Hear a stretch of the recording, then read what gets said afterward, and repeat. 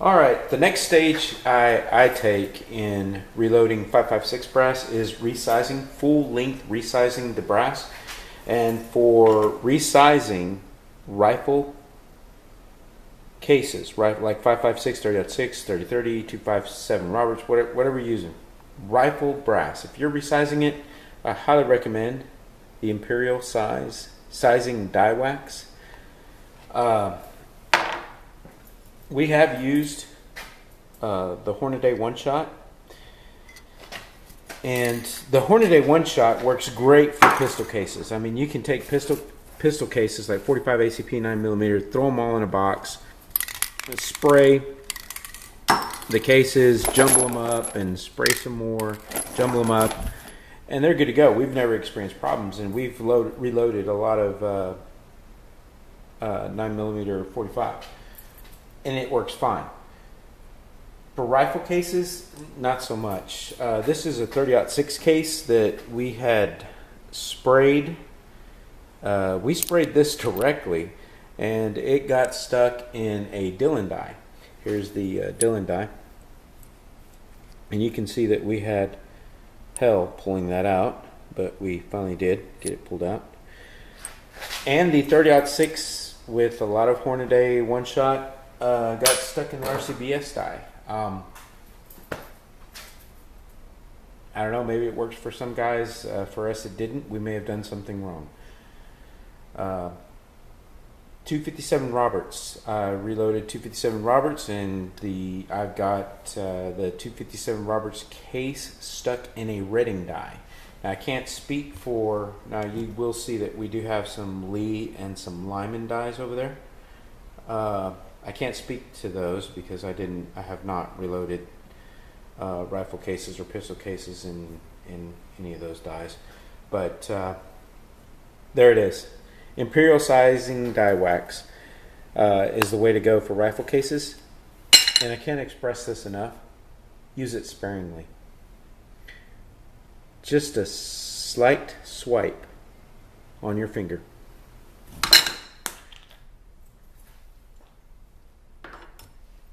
Just a slight swipe on your finger. You can barely see it. I mean, you can see that I've got a dry finger on that side, and then it's slightly waxed on this side. And you take the case, and you start rubbing all over the body and the neck. Now, I don't put any on the shoulder, and there's a reason for that. After it builds up on the cases and it builds up in the die, it'll start bulging or putting dents in your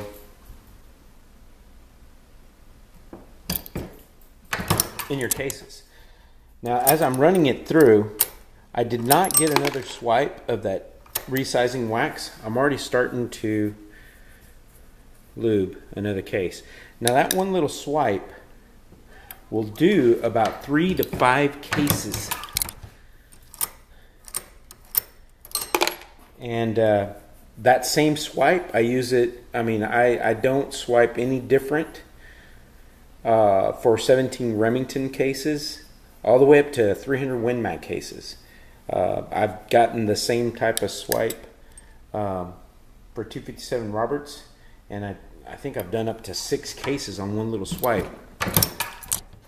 Now, I felt a little resistance. Now, I've gone through 3 cases on that one swipe. I felt a little resistance. So I'm going to get another swipe, just slight.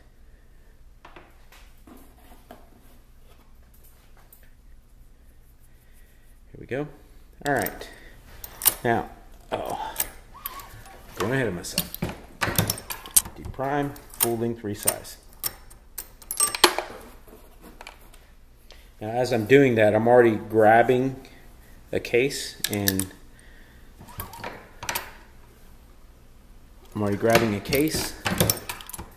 moving it. Okay. But the last thing I'm going to mention is that when I'm setting that die, what I do is you run a case through it, full length resize it, deprime it, and then you take your case gauge. Lots of companies make case gauges. This looks like a Dillon case gauge. What we do, you'll see that there's a groove cut into the top of this case gauge. what you want to do is drop a case and wait for a plunk. Did you hear that? I'll do it again. Now when you get that, you want to look at the case, and the case needs to sit somewhere between the top ridge and the valley of that groove. And this one does sit there. I'll give you an exaggerated view here. Now if it looked like that, right there, you can see that the case gauge, or the case is sticking out of the case gauge over the top. Okay, that's better. You can see that that case gauge, or the case is sticking over the top of the case gauge. You'll need to bring that die down and resize that case until you get the plunk that tells you that that case is good to go. Okay, the next stage in reloading 5.56 practice ammo that I take is cleaning the primer pockets. And you can use a flathead screwdriver that fits in the primer pocket hole there. Currently, for this video, I'm using this RCBS primer pocket cleaner here with the metal bristles. They're pretty rigid. This has a compartment in the back for like your large primer pocket bristle attachment or any other accessories. I have a beef with this. I was sliding this in the primer pocket, and one of the bristles caught on the side or something there, and it bent, and I could feel it as I was turning it. And I looked at it, and it had folded over the rest of the bristles, so I wasn't getting good surface contact, and I bent it up and I couldn't shove it in there, so I pulled it out. That I do not like. You can see where it bent. That I do not like, so I don't know how long this is going to last, but I'm going to keep using it until it does go out on me.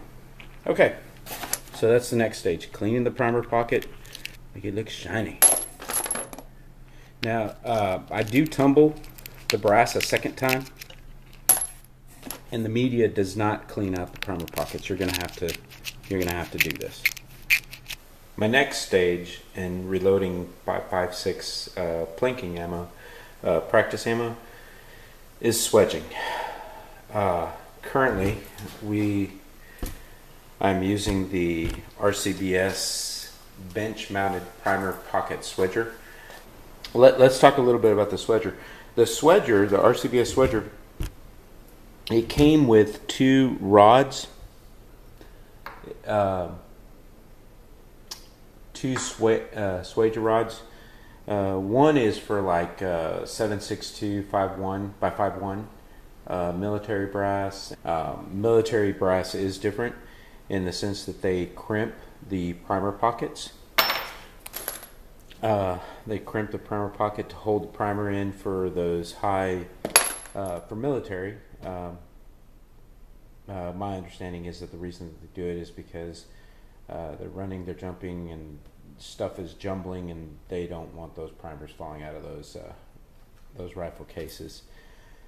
And this swedger is going to remove the crimp. In this case right here, it's really not so much removing the crimp, it's just, to me, the way I envision it, it's expanding that primer pocket so it'll fit a standard primer. It also comes with two swedger heads, one for the large primer pocket and one for the small primer pocket, which I already have installed on here. Now you've got to set the gap between the swedger rod and the swedger head to get a proper swedging on the primer pocket. Now, RCBS manual says that to start out at 0.125 inch gap. Now, I did not have, to measure something like that. I think in the manual I saw a ruler, but to accurately measure it, I think you need feeler gauges. And I did not have a feeler gauge, so one of the local gunsmiths gave me this, and he said that this was 0.124, 0.124, which is 0.001 inch difference than the 0.125 that is recommended. And what I did is I took this nut and I could easily move it up and down between the rod and the head. Now, for every revolution that you turn on the rod, you are moving 0.04 inches on the swedger stem here, the rod. And so once I did the initial setting, I think I moved it. I don't think I moved it a full revolution before I got a good swedge on the 5.56 casing. Here I have the unswedged cases, and here are the ones that are swedged. Those are swedged here. These are unswedged. I'm going to go through these. Now, some of these are easy to swedge, and some there's a little more pressure than others. This one was easy to swedge.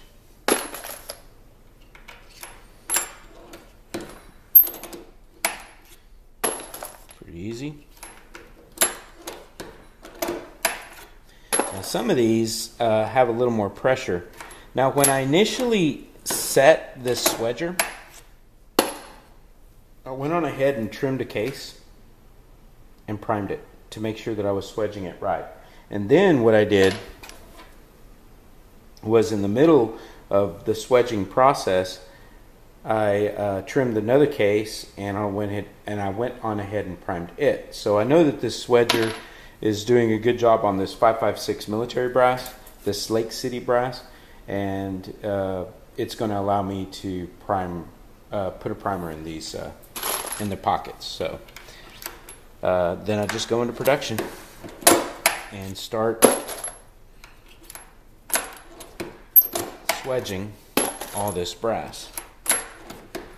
Okay, that one had a little pressure.